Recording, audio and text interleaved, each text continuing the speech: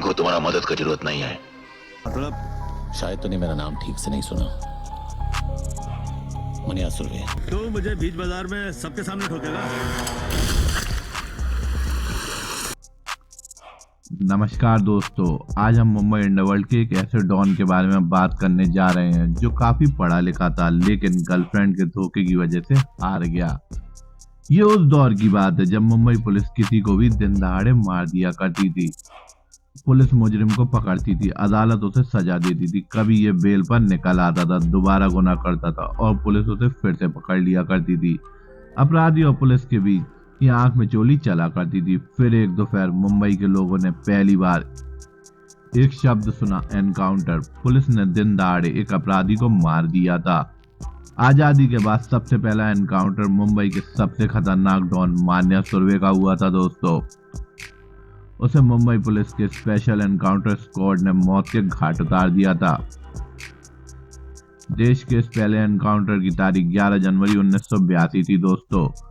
तो दोस्तों, कैसे मान्या सुर्वे बना इतना खतरनाक आतंकवादी और क्यों और कैसे किया गया मान्या सुर्वे का एनकाउंटर, ये सारे सवाल हैं जिनके जवाब मैं आपको इस वीडियो में दूंगा। तो दोस्तों, अंत तक बने रहिए, बहुत ही इंटरेस्टिंग वीडियो है और कमेंट्स में अपनी राय जरूर बताइए। तो चलिए शुरू करते हैं। मान्या सुर्वे का असली नाम मनोहर अर्जुन सुर्वे था। उसने मुंबई के कीर्ति कॉलेज से बीए किया हुआ था। उसे अपराध की दुनिया में उसका सौतेला भाई भार्गव सुर्वे उर्फ भार्गव दादा लेकर आया था। उसने भार्गव और अपने दोस्त मान्या पोतकर के साथ मिलकर 1959 में दांडकर नाम के एक व्यापारी को मौत के घाट उतार दिया, जिसमें उसे उम्र कैद की सजा हुई थी दोस्तों। तो दोस्तों, जेल में जाकर मान्या सुर्वे और ज्यादा खूंखार हो गया था। तो आइए जानते हैं। मान्या सुर्वे इतना खतरनाक हो चुका था कि उसके असर को कम करने के लिए प्रशासन ने उसे मुंबई की बजाय पुणे के यरवड़ा जेल में भेज दिया। वहां पर जाने के बाद मान्या सुर्वे और भी खतरनाक हो चुका था। उसकी दहशत और ज्यादा बढ़ चुकी थी। जेल प्रशासन ने उसे रत्नागिरी जेल में शिफ्ट करने का फैसला कर लिया। वहां पहुंचने पर जेल प्रशासन ने मान्या सुर्वे के साथ सख्ती शुरू कर दी थी, जिससे नाराज होकर मान्या सुर्वे ने भूख हड़ताल शुरू कर दी। वर्ष 1969 को वह बीमारी के बहाने अस्पताल में भर्ती होता है। वहां पर वह पुलिस को चकमा देकर अस्पताल से भाग जाता है। इसके बाद मुंबई पहुंचकर उसने फिर से अपने गैंग को खड़ा किया। उसने अपने कॉलेज के कई दोस्त और कई खतरनाक गैंगस्टर को अपनी गैंग में जोड़ा। इसके बाद उसने अपने गैंग के साथ मिलकर चोरी, डकैती और हत्या की कई घटनाओं को अंजाम दिया। तो दोस्तों, आइए जानते हैं मान्या सुर्वे का पहली बार सुर्खियों में नाम कब आया। मान्या सुर्वे का नाम पहली बार सुर्खियों में आया एक चोरी की वजह से, जो उसने 5 अप्रैल 1980 को एक एम्बेसडर कार चोरी की और उसमें बैठकर लक्ष्मी ट्रेडिंग कंपनी जा पहुंचा, जहां से उसने 5000 की लूट की। इसके अलावा उसने शेख मुनीर के दुश्मन शेख अदीज को भी मौत के घाट उतार दिया। मान्या जेल में किताबें पढ़ा करता था। जेम्स हेडली चेस की एक किताब से इंस्पिरेशन लेकर उसने सरकारी दूध स्कीम से पैसे लूट लिए, गोवंडी से 1.25 लाख की डकैती और फिर उसी साल कैनरा बैंक की एक ब्रांच से 1,60,000 की लूट कर डाली। इसके अलावा वो नारकोटिक्स के धंधे में भी उतर चुका था। उसका गैंग तेजी से ऊपर बढ़ने लगा था दोस्तों। तो दोस्तों, दाऊद इब्राहिम क्यों खौफ खाता था मान्या सुर्वे से, आइए जानते हैं। वर्ष 1970 से 1980 के दशक के बीच मुंबई में मान्या सुर्वे का एक तरफा राज चला करता था। वो दाऊद इब्राहिम कासकर और उसके बड़े भाई शब्बीर इब्राहिम कासकर का कट्टर दुश्मन था। दोनों भाई उससे डरा करते थे और ज्यादा घर से बाहर नहीं निकलते थे। दाऊद को टपकाने की धमकी देने के बाद मान्या सुर्वे का खौफ और ज्यादा बढ़ जाता है मुंबई के लोगों के बीच। दोस्तों, उसी वक्त मुंबई में उस वक्त अमर नायक, अरुण गौली और दाऊद इब्राहिम गिरोह अपने पैर पसार रहे थे। खतरनाक गैंग्स की वजह से लोगों में दहशत बढ़ना शुरू हो चुकी थी। खून की होली मुंबई सड़कों पर खेली जाने लगी थी। फिर मुंबई पुलिस ने स्पेशल एनकाउंटर स्क्वाड का गठन किया। इस स्क्वाड का काम बड़े बदमाशों को ठिकाने लगाना था। मुंबई पुलिस के अधिकारी इशाक बागवान की टीम ने सबसे पहले मान्या सुर्वे को अपने टारगेट पर लिया। इसके गिरोह पर ताबड़तोड़ कार्रवाई की।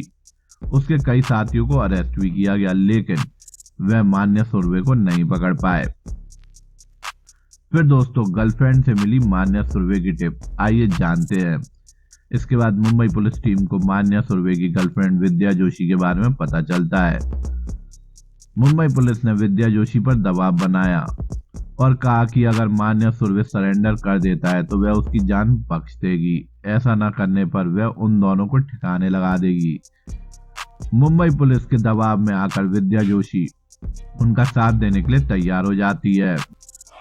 लंबी लुक्का छुपी के बाद मान्या सुर्वे 11 जनवरी 1982 वडाला में अंबेडकर कॉलेज के पास एक ब्यूटी पार्लर में अपनी गर्लफ्रेंड से मिलने आया।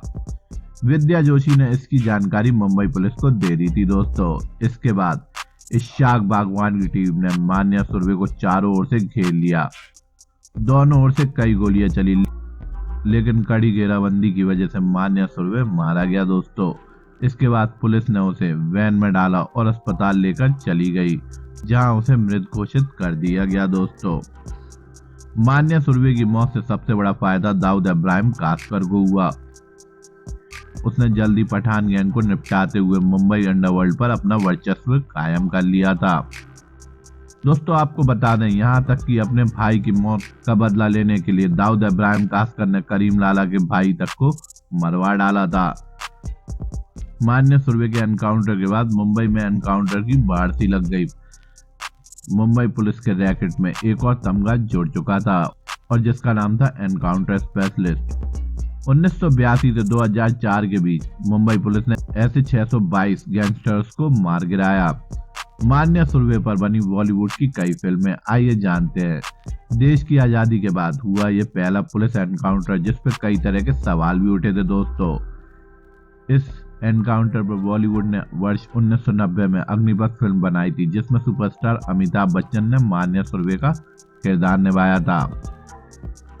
वहीं जॉन अब्राहम ने film shoot out at Wadala में मान्या सुर्वे की भूमिका निभाई थी। दोस्तों इस एनकाउंटर के बाद दाऊद इब्राहिम कासकर को एक खुला हाथ मिल चुका था। वह अब खूनी खेल खेलने लगा और मुंबई पर आतंकवादी गतिविधियों को अंजाम भी देने लगा। तो दोस्तों आप मेरे को कमेंट्स में जरूर बताइए कि अगर मान्या सुर्वे जिंदा होता तो क्या दाऊद इब्राहिम कासकर इतना बड़ा डॉन बन पाता या नहीं, ये मेरे को कमेंट्स में जरूर बताइए। इसी के साथ मैं अपनी ये वीडियो समाप्त करता हूँ। आशा करता हूँ ये वीडियो आपको कुछ नॉलेज देकर गई हो। ऐसी क्राइम से भरी स्टोरीज के लिए मेरे channel treasure knowledge TV Hindi को लाइक एंड सब्सक्राइब कीजिए और कमेंट्स में अपनी राय जरूर बताइए। जब तक के लिए धन्यवाद। जय मां भारती।